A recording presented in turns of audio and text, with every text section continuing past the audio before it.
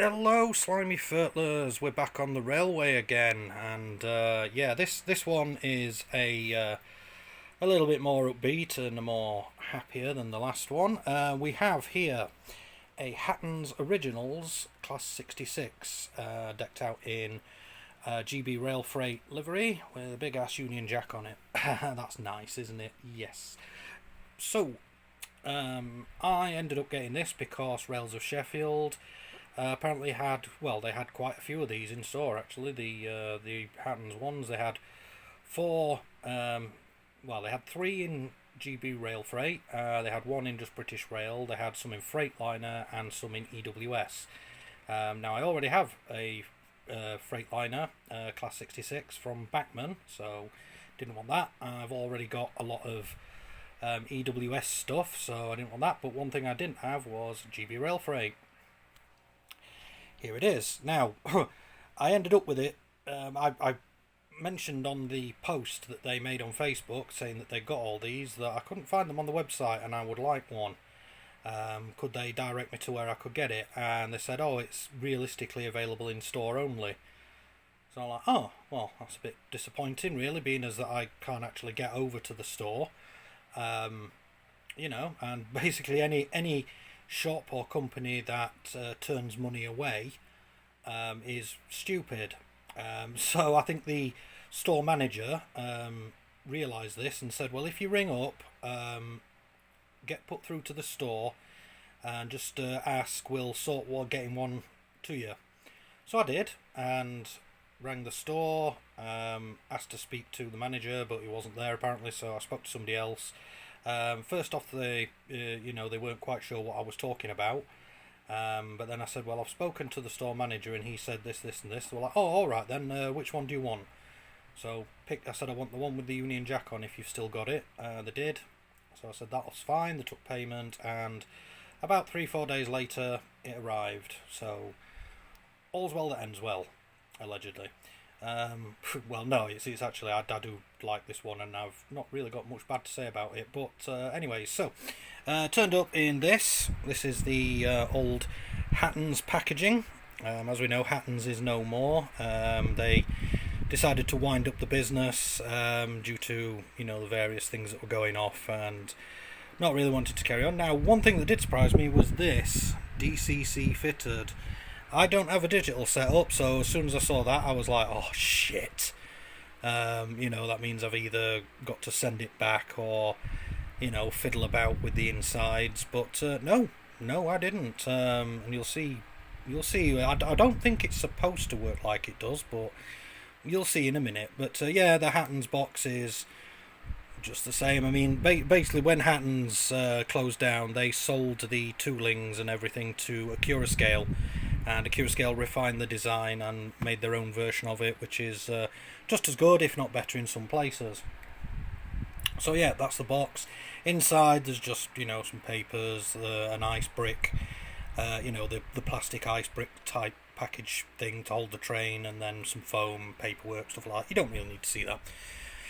But yeah, so what do we have here? Well, Class 66. I do have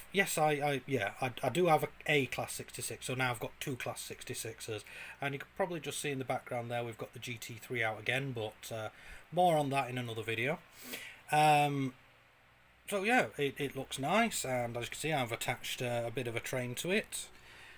Just got the Royal Mail coach thing there, and then the Hattons and the Rails of Sheffield vans. So let's put some power through it, and we'll see what it does. So there we go, off it goes, very smooth.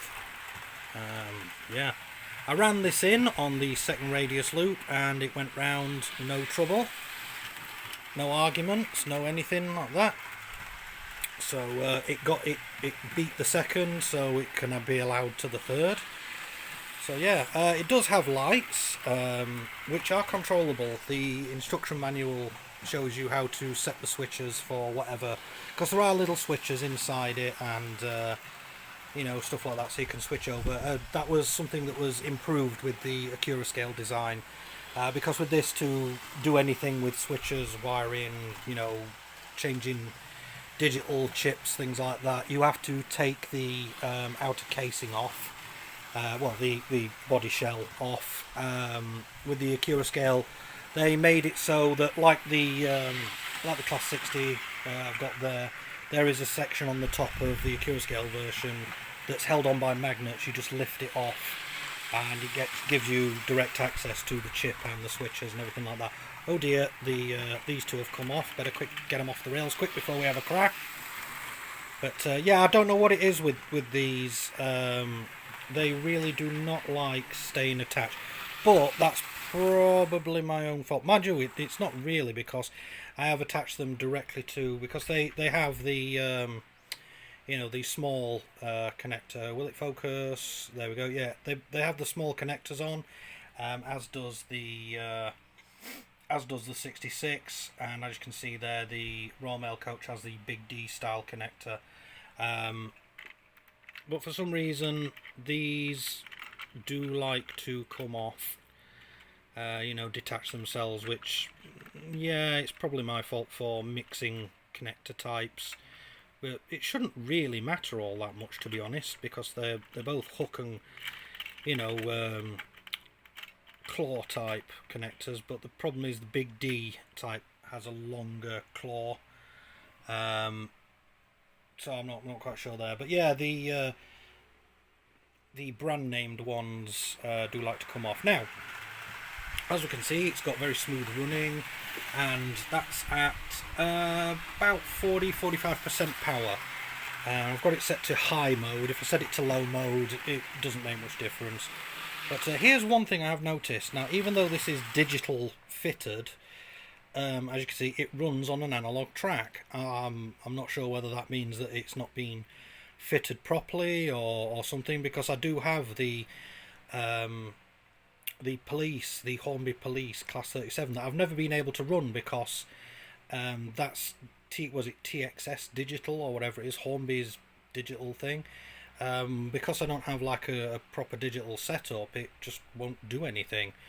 So that's basically been sat in its box since I got it. I got it, put it on the track, nothing happened.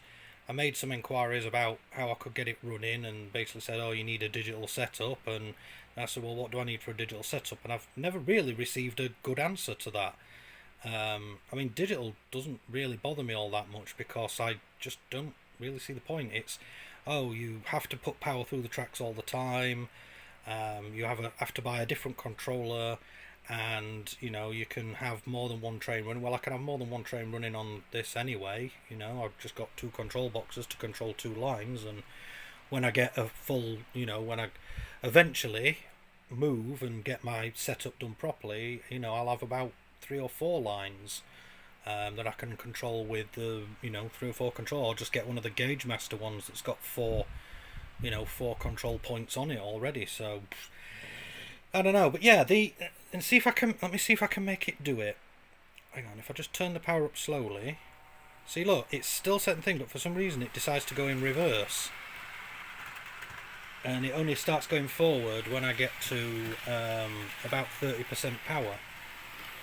So I'm not quite sure what that is, whether that's a quirk of it having a digital thing in it or what, but we can give it some more power. So set it to 50%. I don't want to set it too much higher, because that's because that it does get quite nippy, and I don't want it falling off the table, because it's like I say, you can't get these anymore, and it's nice, and I don't want it to get broken. But yeah, Hattons Class 66 it's amazing. It's lovely. It's smooth. It's yet to grind to a halt for any reason and things like that. It doesn't jump off the tracks. It doesn't get confused when going over points and stuff. You see that? They came off again, and the momentum brought them straight back to wing, where they reconnected themselves. But yeah, so this is very heavy. I think it's actually the heaviest train I've got. I mean, I'm just holding on to the sides here and just lightly lifting, and it's not even coming off the tracks. So yeah, weight is very reassuring on something like this, because obviously when you're running them fast, it needs to be able to stay on the tracks, and unlike some things that are too light, speed can throw it off the track, but this is solid as a rock. It ain't going anywhere. So yeah, like I say, it can fit on there. I have tried, this is one thing I did notice, is the connector for this, as you can see in there, the small connector for this is quite low down. When I tried just connecting these directly to it, the connector for this was higher than the one on the 66, and I was like, okay. So I used magnetic couplings, but then I found out to my peril that the magnetic couplings I was using were too close coupled. This kind of gets away with it because there's a nice gap in between the buffers here. As you can see there's a nice gap in between the buffers, so when it goes round corners, even on second radius, these don't touch. But when I connected these up to it, you see there's no buffers on the back here, but when I connected these to it, the gap wasn't as big, and basically whether it was on second or third radius corner, it was at an angle just enough to pull the magnetic connectors apart. Nice close-up of the Royal Mail thing there. Let's have a look. Will it focus on that writing? Will it focus on that writing? No, it won't. When it went around a corner, the magnetic couplings, so the kind of close couple I like with the magnetic couplings doesn't work very well with this model. The reason why I use the magnetic couplings is because they're sort of omnidirectional, flexible, whatever you want to call them. They can quite happily accommodate a step in between them. Other than that, getting a stepped coupling and because they're all NEM. So, well, apart from this isn't NEM, but this is NEM, so I could put a stepped coupling on that to bring it down to this one's level, and then that should eliminate the problem. But then again, this isn't really intended for pulling these older type vent vans. Not really intended for pulling these either, because the Class 66 is a designed for freight runs, not passenger or old-fashioned stuff. So yeah, this will be pulling container wagons and freight wagons with heavy metal things loaded onto them. I don't know, but yeah. So do I recommend getting a Hattons Class 66 if you can find one? Yeah. I mean, there might be quite a few of these knocking about now, because it's like I say, Accurascale have produced their own updated version of it, which it's shiny and new, so people will think that that's a lot better. But this one's just fine, and you won't be getting any brand new. You'll be getting them second hand. I mean, this is second hand, obviously, but the person who had it before me has looked after it. The person before me also fitted the etched nameplates to it, which it comes with. This one's called Golden Jubilee. There we go. Yeah, this one's called Golden Jubilee. That's probably why it has the Union Jack emblazoned on the side. But we'll just look at the detail. I mean, it's number 66705, but just look at all the detail on there. I mean, one of the things about this, about the Hattons 66 is the axle boxes rotate when it's running, and most others don't do that. But this does, and the Accurascale version updated this because there was a fair few problems with the rotating axle boxes falling off and getting lost. So they kind of updated the design to stop that, but keep the rotating axle boxes. And yeah, I mean, I'm not sure, because I've never actually looked to see the axle boxes rotating, to be honest. And to be fair, it doesn't bother me all that much. But yeah, it's a nice detail. I mean, you can see there's paint apps on it and everything. There's little signs. What's that one say? Will it focus on it? That one's oh, that's an electrical. Don't do things, otherwise you'll get electrocuted. Then there's the I don't know whether you call it builder's plate, stat plate, whatever, on there showing where it was built and stuff like that. Come round the front. You can't really see much on. Well, this isn't the front. This is the back. But yeah, there's working lights. For some reason, mine, when it's going, both the white lights and the red lights come on at both ends. I think that's something to do with the way the switches are set up. I haven't fiddled with the switches yet, but I will do and see if I can get that so it's properly directional. It could again be something to do with the fact that it's got a digital chip in it. But yeah, so and then this is the front. I'll just get a bit of light over this bit, even though I'm sat with the the curtains open and everything, so you can actually see what's going off.